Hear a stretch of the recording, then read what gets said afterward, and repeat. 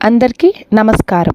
గతించిన పితృదేవతలకు సద్గతులు కలిగించడం కోసం ఉద్దేశించిన మహాలయ పక్షాల్లో 15 రోజుల పాటు పితృదేవతలకు తర్పణం, శ్రాద్ధ విధులను, పేదలకు అన్నదానములు లాంటివి నిర్వహించాలి.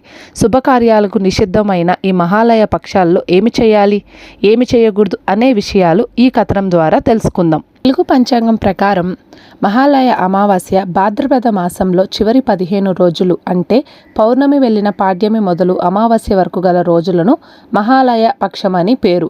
కాగా ఈ సంవత్సరం సెప్టెంబర్ 18వ తేదీ నుంచి మొదలై అక్టోబరు 2వ తేదీ వరకు మహాలయ అమావాస్యతో ముగుస్తాయి.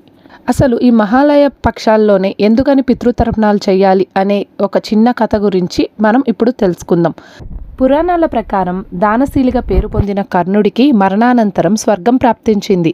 ఆయన స్వర్గలోకానికి వెళ్తుండగా మార్గమధ్యలో ఆకలి, దప్పిక కలిగాయి. ఇంతలో ఒక